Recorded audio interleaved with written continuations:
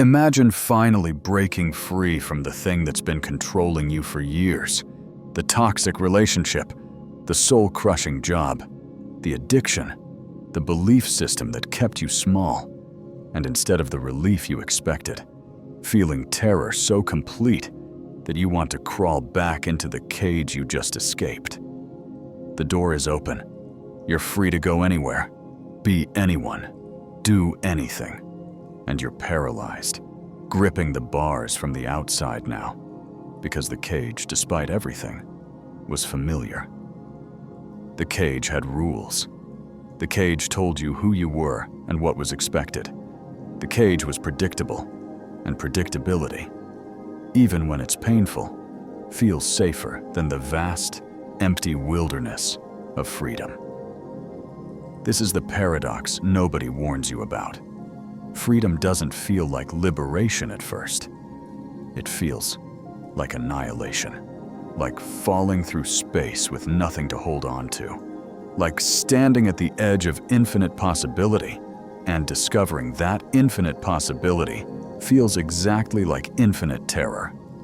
You spent years, maybe decades, fighting for this freedom. You dreamed about it. You planned for it. You told yourself that once you were free, everything would be better. That is the moment you escaped your constraints. Your real life would begin. But now you're here, and your real life feels like too much responsibility, too many choices, too much emptiness where there used to be structure. The oppression you escaped at least told you what to do. Freedom is demanding that you figure it out yourself, and you have no idea where to start. Think about the last time you gained genuine freedom from a relationship that ended, a job you left, a belief you abandoned, a limitation you transcended. In the immediate aftermath, before the healing began, what did you feel? If you're honest, probably not joy, probably something closer to panic. A desperate, disorienting sense of, now what?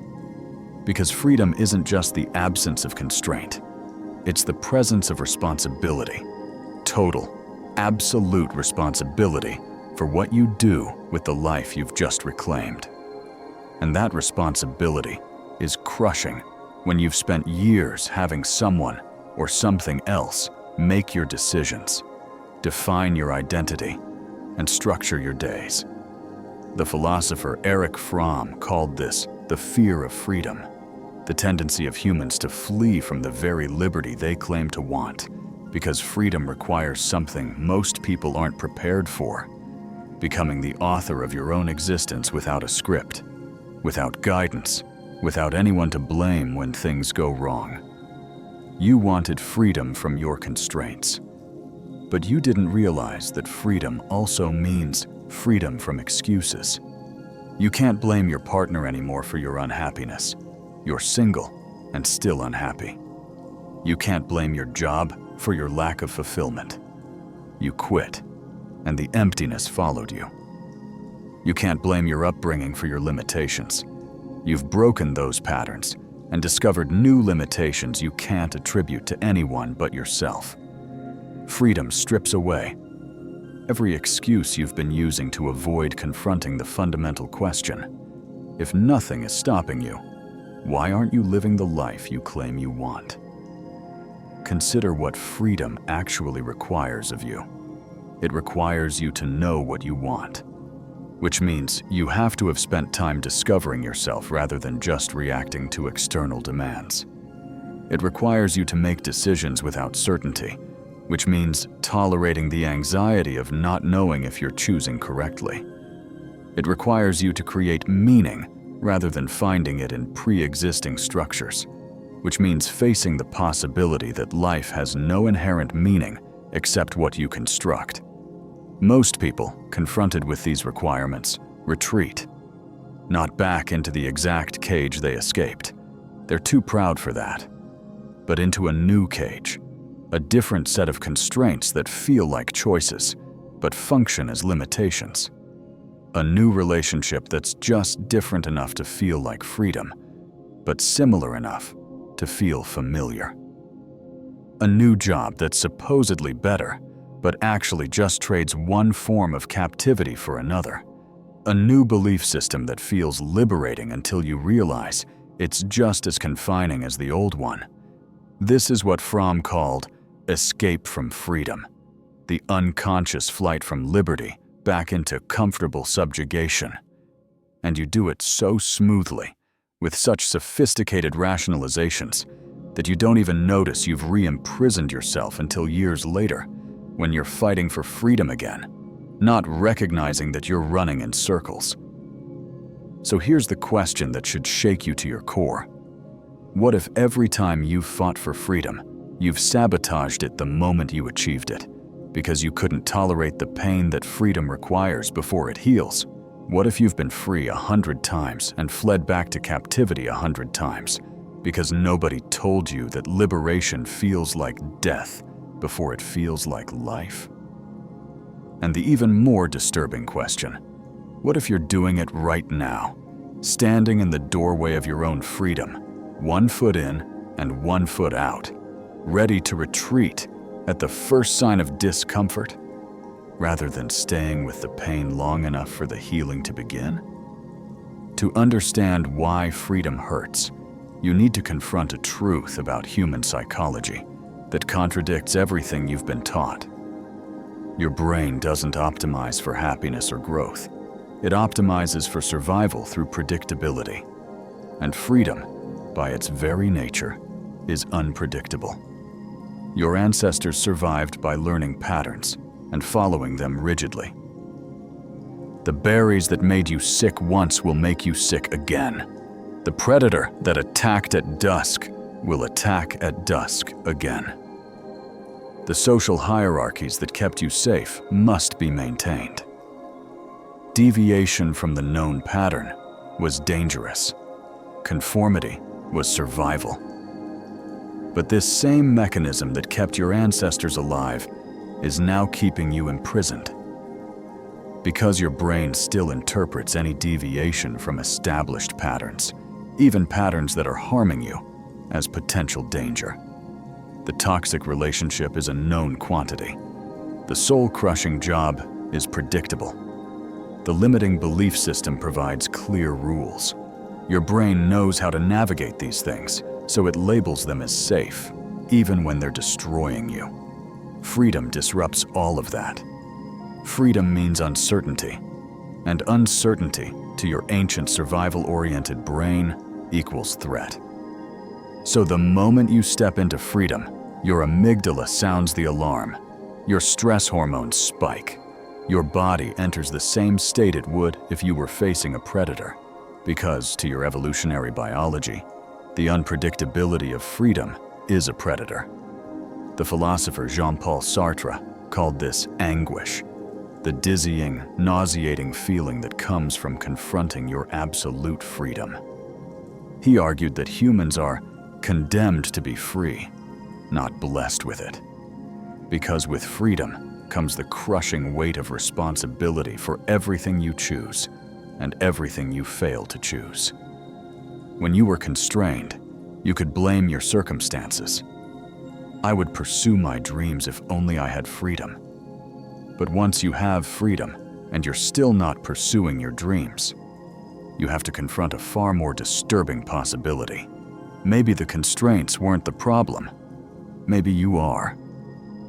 This is what Sartre called bad faith, the human tendency to deny your own freedom and pretend you're more constrained than you are, because accepting full freedom means accepting full responsibility. And full responsibility is unbearable for most people. The psychologist Erich Fromm, in Escape from Freedom, identified 3 primary mechanisms people use to flee from liberty. Authoritarianism, submitting to a strong authority figure or system. Destructiveness, destroying the world that makes freedom necessary. And automaton conformity, mechanically conforming to cultural patterns while believing you're choosing freely. You've probably used all 3. You've submitted to authority figures who made decisions for you. You've destroyed opportunities that would have required you to step into freedom And most insidiously, you've conformed to cultural scripts, pursuing the career, relationship, lifestyle that everyone pursues, while telling yourself these were your authentic choices. The neuroscience confirms what the philosophers intuited. Your brain physically changes when you're in constrained environments. The neurologist Robert Sapolsky's research shows that chronic subordination, living under someone else's control, actually shrinks your hippocampus and reduces your capacity for executive function. But here's the cruel irony.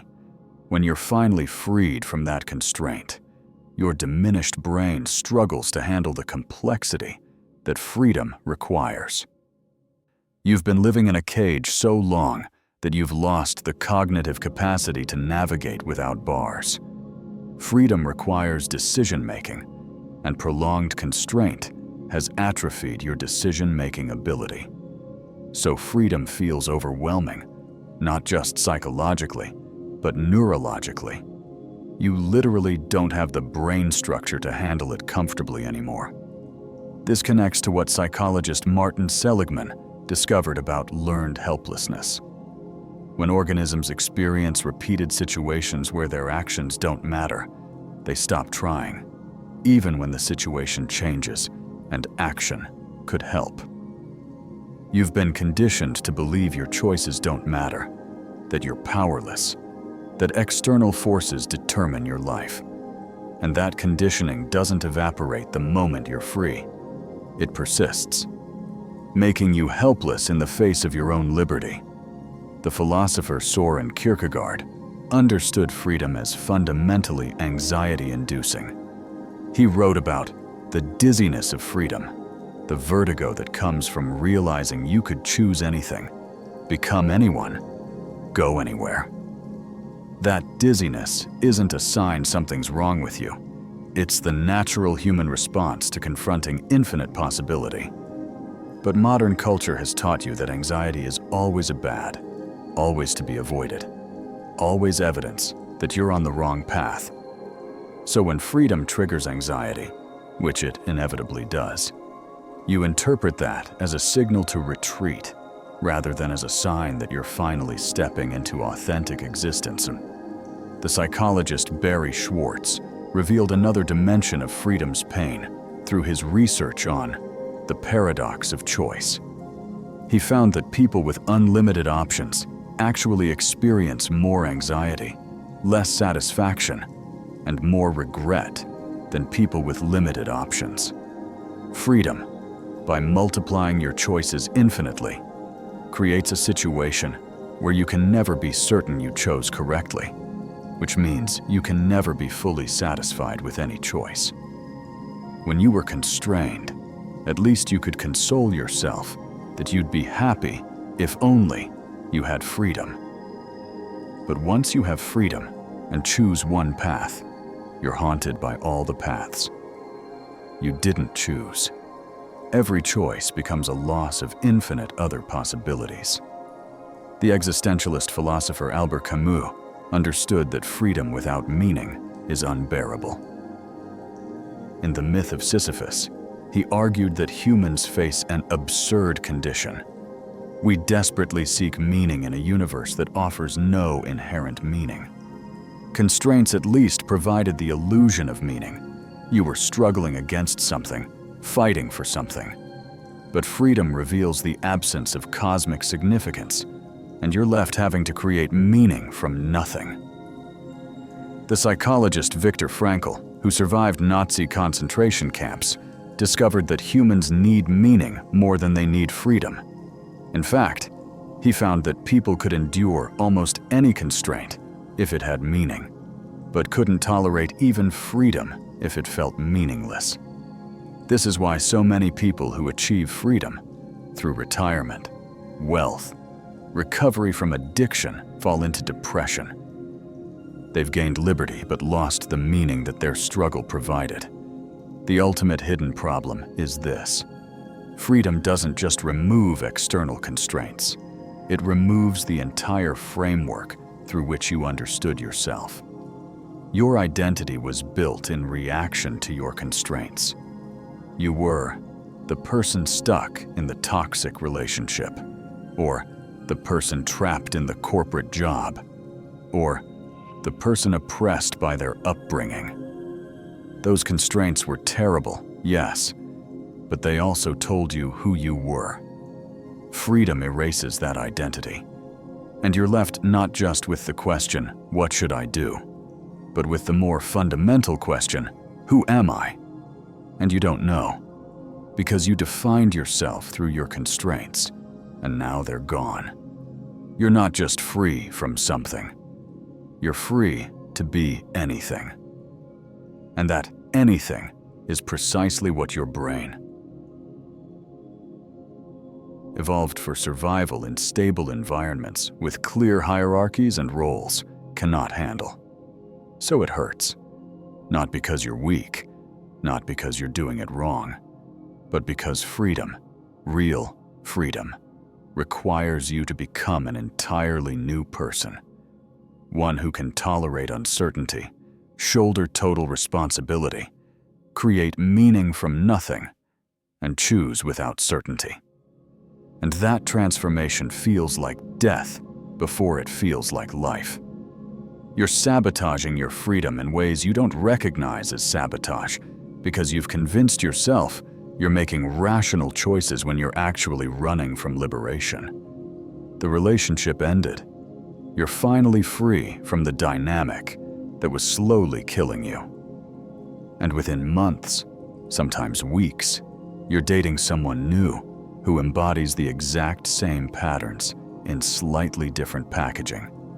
Different face, different backstory, but the same fundamental dynamic that lets you be the same unfree version of yourself. You tell yourself this one is different, but what's actually different is that you've gotten better at disguising the cage. You've learned to choose constraints that look like choices, to select prisons that feel like palaces, to find new ways to avoid the terrifying responsibility of actually being free, or the job. You quit. You walked away from the career that was crushing your soul, and now you're paralyzed, unable to pursue what you actually want. So you take temporary work that's somehow even more soul-crushing than what you left. Except now you can't even blame anyone else. You chose this, which makes it worse, not better. Or you pursue your dream with such perfect self-sabotage that failure becomes inevitable. You start the business but don't market it. You write the book but don't edit it. You create the art but don't show it. You're technically free to succeed, but you're unconsciously ensuring you fail so you can retreat to the familiar territory of, if only I had the chance, rather than confronting the possibility that you had the chance and couldn't handle it. Your relationships are disintegrating under the weight of your newfound freedom. The people who knew you in your constrained state don't recognize this freed version, and the disconnect is creating distance you can't bridge. Your partner doesn't know how to relate to someone who's no longer playing the role you played for years. Your friends don't understand why you're not available for the patterns you used to participate in. And instead of recognizing this as a natural consequence of transformation, you interpret it as evidence that freedom was a mistake. Everyone was fine when I was trapped. Now that I'm free, I'm losing everyone. So you contract, compromise, return to old patterns to maintain relationships, which means surrendering the freedom you fought for to keep people who only knew the imprisoned you. Your mental health is deteriorating in ways that make no sense, given that your circumstances have supposedly improved. You left the abusive relationship, so why is your anxiety worse? You escaped the oppressive job, so why is your depression deeper? You broke free from the limiting belief system, so why do you feel more lost than ever? Because freedom without structure creates what psychologists call anomie, a state of normlessness where you have no clear guidelines for behavior, no shared values to orient around. no framework for making sense of experience. The constraints you escaped at least provided structure. Freedom has left you adrift, and your psyche is responding to that lack of structure as though it's a crisis. Your physical body is manifesting the stress of freedom in ways your mind refuses to acknowledge. Insomnia from the anxiety of infinite possibilities. Digestive issues from the constant low-grade stress of decision-making without certainty.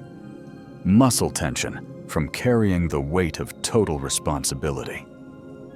Headaches from the cognitive load of creating meaning from scratch. You're getting sick more often because freedom triggers a sustained stress response that compromises your immune function. You're aging faster because the chronic uncertainty activates the same biological pathways as chronic threat. Your body is treating freedom as trauma, and it's responding accordingly. Your productivity has collapsed because freedom removes the external pressure that was forcing you to act. You thought you'd accomplish so much once you were free from constraints, but instead, you're accomplishing nothing. Because the constraints, while limiting, also provided motivation. Deadlines imposed by others. Expectations you had to meet. Structure that forced action. Now you're supposed to generate your own motivation. Create your own structure. Impose your own deadlines. And you're discovering you don't know how. You've spent so long responding to external demands that you've never developed the internal capacity to generate demands from within. So you float, scattered, starting 1,000 things and finishing nothing, because nothing feels urgent enough to overcome the inertia that freedom creates. Your financial life is a disaster because freedom from a constrained job often means freedom from a reliable paycheck, and you weren't prepared for how psychologically destabilizing financial uncertainty would be. You thought freedom meant doing what you love. You didn't realize it might also mean months without income while you figure out how to monetize what you love. Or worse, the devastating realization that what you love doesn't generate enough income to survive, so you're making desperate financial decisions, taking work you don't want, compromising in new ways that feel like betrayals of the freedom you fought for. You're discovering that freedom from one kind of constraint often means accepting a different kind of constraint. And that realization is crushing the naive optimism you had about what liberation would feel like.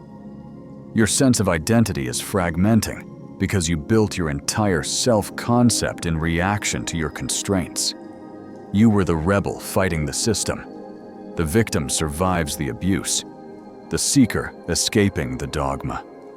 And now that the fight is over, you don't know who you are anymore. You're experiencing what psychologists call identity diffusion, a state where the boundaries of self become unclear, where you're not sure what you believe, what you value, what you want, or who you are.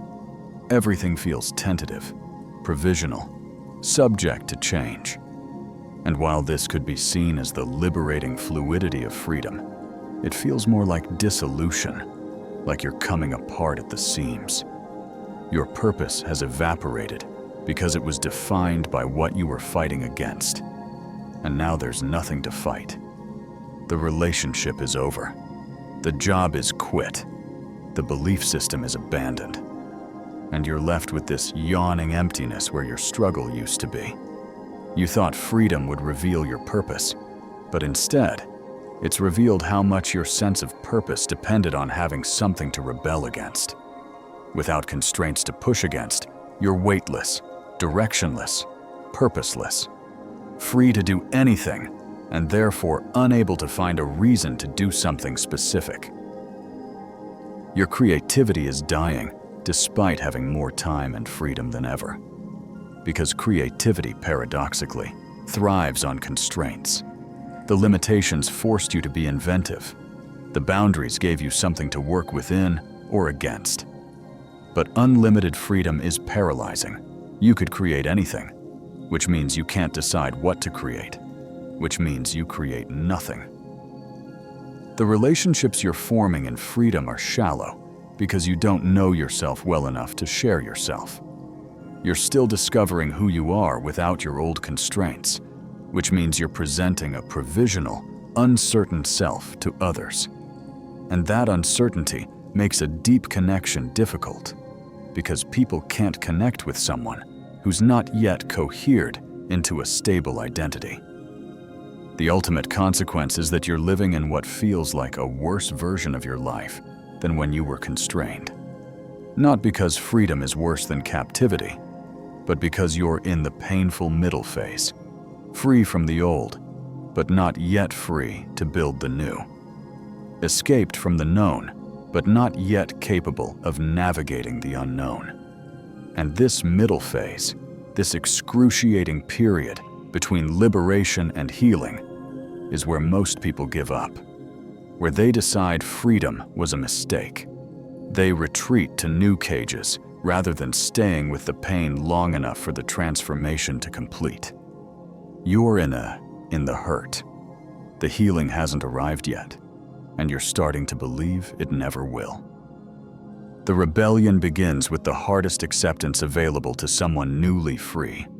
You must commit to staying with the pain of freedom long enough for the healing to begin, even when every instinct screams to retreat to familiar captivity. This isn't about enduring indefinitely. It's about recognizing that there's a predictable arc to freedom. First comes the hurt, the disorientation, the terror of infinite possibility. Only after that, sometimes weeks, months later, comes the healing, the integration, the discovery of who you actually are without your constraints. But you have to stay in the hurt long enough to reach the healing. And that requires something most people abandon too quickly: tolerance for the space between liberation and transformation. Start by naming what you're experiencing. I am free and it hurts. This is normal. This is the middle phase. The healing comes after this, not instead of this. You're not saying this to make it feel better. You're saying it to prevent yourself from misinterpreting the pain as evidence that freedom was a mistake. Because that's the trap. When freedom hurts, your brain generates the compelling story that captivity was actually better, that you made a terrible mistake, that you should go back. Don't believe that story. It's your survival-oriented brain trying to return you to the predictable, even when the predictable was destroying you. Practice what psychologist Marsha Linehan calls opposite action. When your emotion, terror, anxiety, regret, tells you to retreat, you move forward. Not recklessly, but deliberately. You stay in the open space, even though it's uncomfortable. You make decisions even though you're uncertain. You choose without guaranteed outcomes. Start small. Freedom doesn't mean making huge decisions immediately. It means making one small decision today that reflects your actual values rather than your old constraints. What do you want for breakfast? Not what you were told to want, or what you're supposed to want. What do you actually feel like doing this afternoon? Not what you should do, or what you've always done. These tiny exercises in authentic choosing rebuild your capacity for self-direction. You're strengthening atrophied muscles of autonomy, and like any rehabilitation, you start with simple movements before attempting complex ones. Create what author Mason Curry calls daily rituals, self-imposed structures that provide the scaffolding freedom needs. Not constraints imposed by others, but rhythms you choose because they serve you. Wake at the same time. Work in dedicated blocks. Move your body daily. These aren't prisons. They're the structure that makes freedom sustainable rather than chaotic. Freedom without any structure is just chaos. But the structure you create for yourself is entirely different from the structure imposed on you. One is architecture, the other is a cage. Learn the difference and build the former deliberately. Resist the urge to immediately fill the void left by your old constraints with new constraints. When the relationship ends, don't immediately start a new one. When the job is quit, don't immediately take the first offer. When the belief system crumbles, don't immediately adopt a new ideology. Sit in the emptiness. Let it be uncomfortable. Let yourself not know who you are for a while. Psychologist Donald Winnicott called this the capacity to be alone, the ability to exist without definition, without structure, without external validation. This capacity is essential for genuine freedom, but it can only be built by practicing aloneness rather than fleeing from it. Start what author Julia Cameron calls morning pages, 3 pages of stream of consciousness writing each morning, not about anything specific, not trying to make sense or be coherent, just letting whatever's inside you spill onto the page without censorship or judgment. This practice does something crucial. It externalizes the chaos of freedom, all the uncertainty, the conflicting impulses, the terror and exhilaration. You get it out of your head and onto paper, where you can see it without being consumed by it. You're learning to witness your own experience rather than being overwhelmed by it. Build what psychologist Albert Bandura calls self-efficacy, confidence in your ability to handle challenges through small, completed actions. Not huge transformative projects that overwhelm you, but tiny commitments you actually fulfill. Say you'll walk for 10 minutes, then do it. Say you'll write 1 page, then write it. Say you'll call 1 friend, then call. Each kept promise to yourself rebuilds the self-trust that constraint destroyed. You're proving to yourself that you can decide something and do it, that your choices matter, that you're capable of self-direction. This evidence accumulates into a new foundational belief. I can handle freedom. Find what researcher Brené Brown calls the arena. People who are also in the struggle, who understand that freedom hurts before it heals, who won't shame you for finding liberation difficult. Not people who will let you retreat to captivity, but people who will witness your transformation without demanding you skip the painful parts. You need witnesses to freedom, not rescuers from it. People who can sit with you in the discomfort without trying to fix it or minimize it, who understand that this phase is necessary and temporary. Practice what philosopher Friedrich Nietzsche called becoming who you are. Not discovering some essential pre-existing self, but actively creating yourself through your choices and freedom. You're not finding yourself, you're building yourself. And building requires tolerating the messy construction phase before the structure becomes apparent. Ask yourself regularly, what would I choose if I weren't afraid? If I weren't trying to prove anything? If I weren't trying to justify my freedom to anyone? Then choose that, even in small ways. You're training yourself to choose from freedom rather than from fear. Most importantly, understand that the pain of freedom is time-limited, but the pain of returning to captivity is permanent. If you retreat now, you'll carry the knowledge of what freedom felt like and the shame of having abandoned it. That's a special kind of hell, knowing you were free and choosing to imprison yourself again. The hurt of freedom ends when you develop the capacity to handle it. The regret of abandoning freedom never ends. Stay, even though it hurts, especially because it hurts. Because the hurt is the price of transformation, and transformation is the only path to a life that's actually yours. The healing is coming, but only if you stay with the hurt long enough to reach it. Here's the truth that changes everything. The hurt of freedom isn't something you have to endure before healing begins. The hurt is the healing. The pain you're experiencing isn't separate from your transformation. It's the mechanism of transformation itself. This is the ultimate inversion that reframes everything. You've been waiting for the pain to end so the healing can start. But the pain, the disorientation, the terror, the groundlessness, that is your healing. You're not hurting despite doing something right. You're hurting because you're doing something right. Every moment of discomfort and freedom is a moment when your psyche is reorganizing itself. The terror of infinite possibility, that's your brain building new neural pathways for self-direction. The grief over lost identity, that's your psyche releasing who you had to be to make room for who you can become. The anxiety of uncertainty, that's your nervous system learning to tolerate ambiguity, which is the foundational skill of authentic existence. You're not broken, you're breaking open. And breaking open hurts like hell before it reveals what was always inside, waiting to emerge.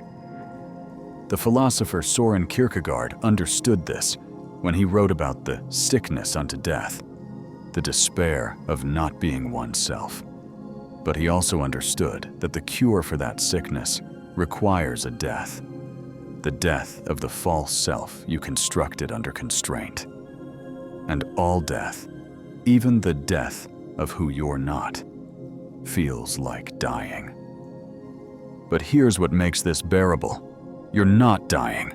You're molting, like a snake shedding skin that no longer fits, like a butterfly dissolving in the chrysalis before reforming as something winged. The dissolution feels like destruction because you can't see what's being constructed in its place. You only feel the structure you knew falling apart. But it's supposed to fall apart. That's not the problem. That's the process. The ultimate realization is this: freedom doesn't hurt because you're doing it wrong. Freedom hurts because you're doing it right. Because real freedom, the kind that transforms rather than best relocates you, requires the complete dismantling of the identity you built under constraint. And you loved that identity, even though it was killing you. You knew that person. You understood their limitations. You could predict their responses. They were familiar, and familiarity feels like safety, even when it's actually captivity. Freedom is asking you to let that person die, not because they were bad, but because they were built for a cage you're no longer in. The skills that helped you survive constraint are useless in freedom. The identity that made sense in captivity makes no sense in liberation. So you have to let them go. All of it. The coping mechanisms, the defensive patterns, the self-concept, the story about who you are and why things happen to you. It all has to dissolve before something new can form. And that dissolution is excruciating, not because you're weak, but because you're human. And humans cling to the known self, even when the known self is suffering, because the unknown self feels like non-existence. But here's the paradigm shift that makes it bearable. The unknown self isn't non-existence, it's infinite existence. It's you, unbound by the limitations imposed. It's who you actually are when you're not performing survival, not playing a role, not shrinking to fit a space that was always too small. The poet Rainer Maria Rilke understood. Perhaps all the dragons in our lives are princesses who are only waiting to see us act, just once, with beauty and courage. The pain of freedom is your dragon. It feels like it will destroy you, but it's actually the guardian of your transformation, and it will only release you once you stop trying to defeat it and start recognizing it as part of the process. You can't skip the hurt. You can't shortcut the healing. You can't think your way around it or positive think your way through it. You can only stay with it, breathe through it, and trust that the chaos you're experiencing is the necessary disorder between one form of order and another.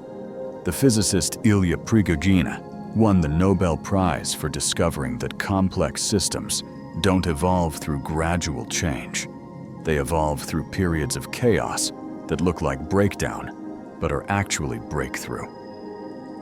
Your psyche works the same way. You can't transform into incrementally from constrained to free. You have to go through a period of chaos that feels like falling apart, but is actually falling together in a new configuration. This is why you can't trust your feelings in the middle of the process. Your feelings are reporting on the dissolution without being able to perceive the reconstruction happening simultaneously. Of course, it feels terrible. You're between forms. You're neither who you were nor who you're becoming. You're in the space that mystics call the void, and you call, "Why did I think this was a good idea?" But the void is generative. It's pregnant with possibility. It's where all creation happens, in the space between what was and what will be. So here's your choice, and it's the only choice that actually matters. Will you trust the process of transformation enough to stay with the pain? Will you recognize that the hurt you're experiencing is evidence of healing, not evidence that healing failed? Or will you retreat at the exact moment when staying would mean breakthrough? Will you interpret the pain as failure and return to comfortable captivity, spending the rest of your life wondering what would have happened if you just held on a little longer? Because here's what you need to know. You're closer than you think. The darkest moment is often right before dawn. The most intense pain often comes right before the shift. And most people quit one day before the miracle, one breath before the breakthrough, one moment before the transformation completes. Don't be like most people. The freedom you're experiencing isn't failing you. It's forging you. The pain isn't punishment. It's the price of admission to an authentic life. And that price, while steep, is infinitely less than the cost of living your entire life in a cage you could have escaped. You chose freedom. Now choose to believe in it even when it hurts. Choose to trust that the hurt is healing.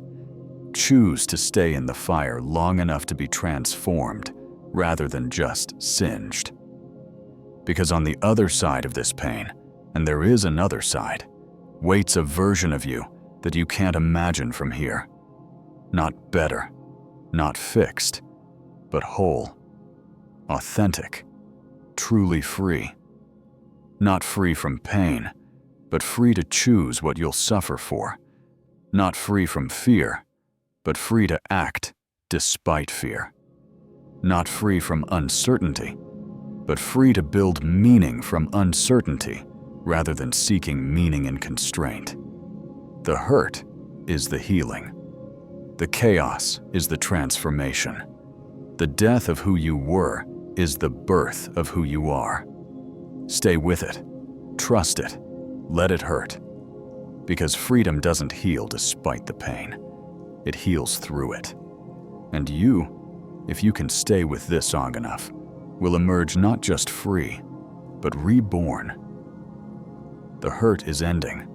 The healing is you.